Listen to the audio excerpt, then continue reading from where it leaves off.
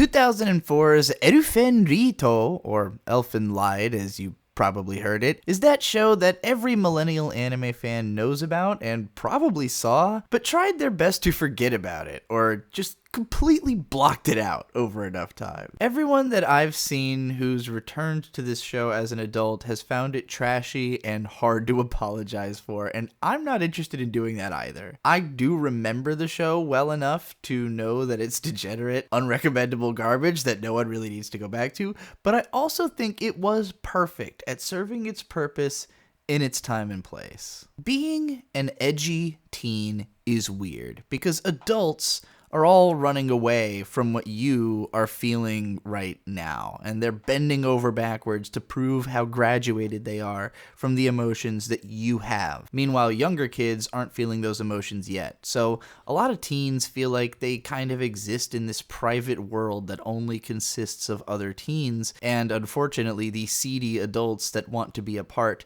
of that teenage world. Make no mistake, right now there must be something that has the cultural spot right now for young people that Elfen Lied had for millennials, but I am much too old to have any idea what that is. I know the Zoomers had Euphoria, which is at least a hell of a lot more watchable than Elfen Lied, even if it's just as morally objectionable and hard to recommend. But even that show's old now. I don't know any young people, so this video is strictly for my zillennials. Now, as of late, I've been trying to stop myself from giving psychological diagnosis to media creators based on their works. There is very obviously something deeply disturbed in the mind of Okamoto Lin. Even when they write a fairly prototypical shonen sports manga like No No No No, yeah, what a name, right? The story is mostly about the main girl being mercilessly bullied by every single person in her life, creating a miserable reading experience compared to anything else in this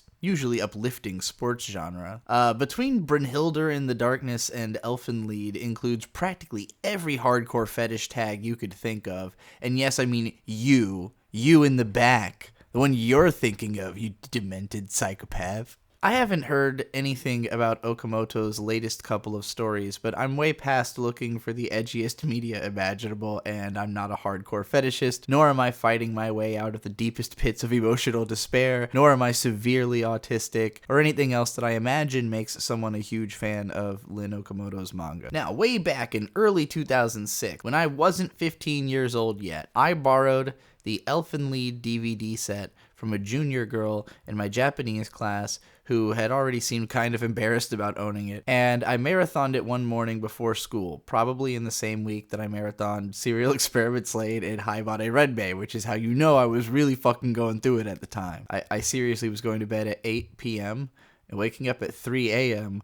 to marathon 13-episode shows on DVD before going to school. This was shortly before discovering fan subs. All of the discussion that I had read about Elfen Lied online was mostly focused on it being just the most violent anime, which had initially made me afraid to watch it because I wasn't really big on dark and violent media at the time. I'd only really been exposed to Ninja Scroll, Blood the Last Vampire, Kill Bill, Berserk, and Perfect Blue. I'd gotten to watch all of those with my older cousin who was 4 years older than me and liked that kind of stuff, so, you know, I wasn't watching it alone. But I did like violent shonen stuff like Naruto and Rurouni Kenshin, and I had watched the Die for Your Government AMV, which had like every violent scene that was available to US anime fans at the time crammed into one video. So my expectations of how horrifically violence could be portrayed in anime was actually a lot higher than what I ended up getting from Elfen Lied, whose famous opening 10-minute scene of Lucy ripping off Akira mostly came off as hilarious to me even then. By the way, most of the movies that rip off Akira, that hallway scene, are definitely also ripping off this Elfen Lied scene. Like, the Fan 4-stick, unquestioned. When the show shifted gears into a weirdly emotional comedy about a girl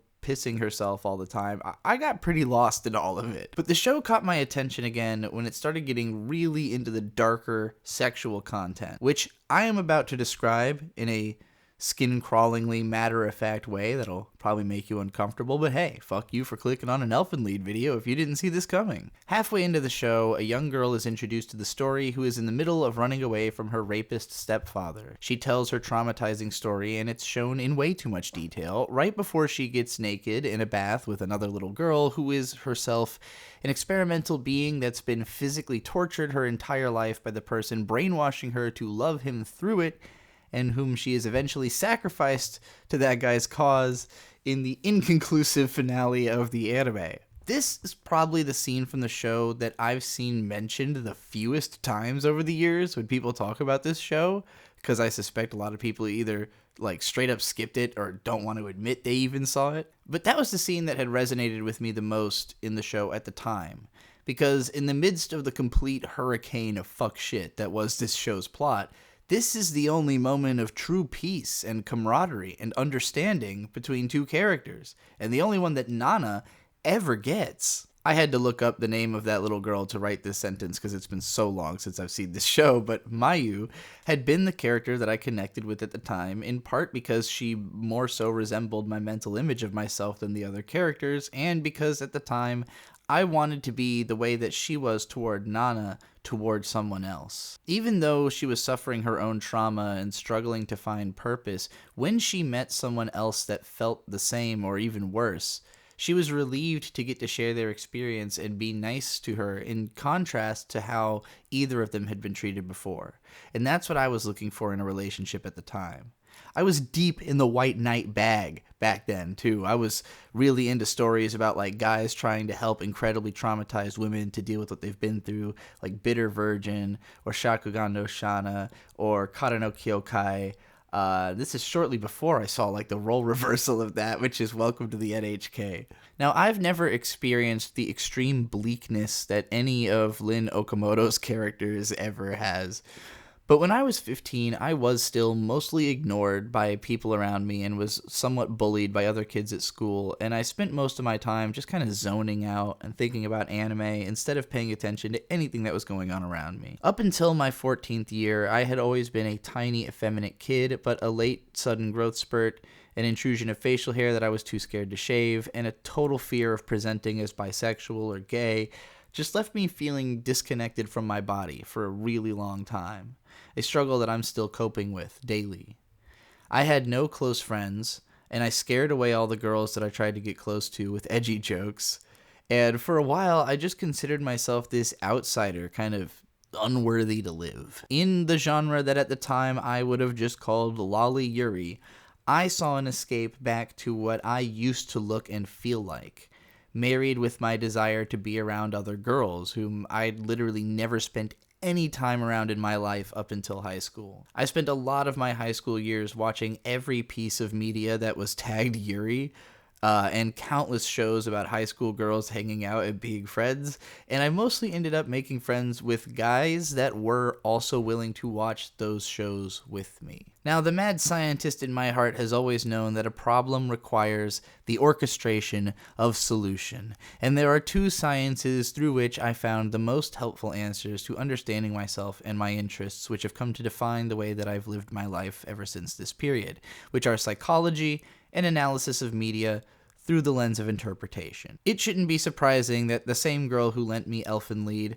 also lent me Evangelion that summer, and it became my all-time favorite from that point on, my 15th birthday present having been the Platinum box set. Now, I couldn't possibly have written this Elfen Lied video before just now, not because I've never remembered it or thought about any of what I just said before, but because of the confident disconnect of 2020 hindsight through which I can view my experience with the show back then. At the time, I remember being stopped up even trying to converse with other kids at school that I knew had seen the show about the show, because none of us could work past just saying yeah, it was really fucked up, usually with a kind of sly smile, you know what I mean. Obviously, I can't say it. Considering how fucking loudmouthed I was when I got to talking back then, I know I was deep in my feelings if I couldn't bring myself to talk about one of the few things I had common ground with other people about. Now, when you are young, you are very concerned with cultivating a sense of identity by way of the things that you consider yourself as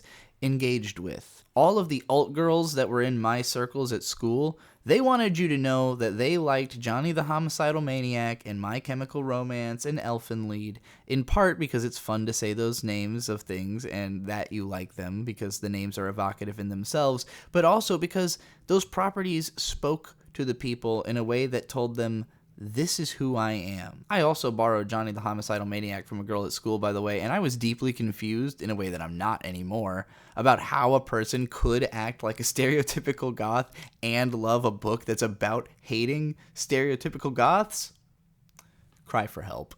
Elfen Lied wasn't really my aesthetic, except for in that moment when the cute little girls had a nice healing conversation together. And since there wasn't really any particularly good Yuri or genderbender anime at the time besides Utena and Marimite, and I did watch nearly all of it, I ended up self-identifying as the fan of cute girls doing cute things anime, particularly in a time when the English-speaking anime fandom online wasn't even broadly accepting of liking those kinds of shows. Now, this identity was only really meaningful on the internet or at anime conventions because I presented mostly as if I didn't exist during high school and during my year-long stint at community college afterwards. Inasmuch as I have any idea how to be a person today, I learned that through being a YouTube personality of all things. If you asked me to point to a show that is just purely a time and place phenomenon, Elfen Lied is high on that list for anime.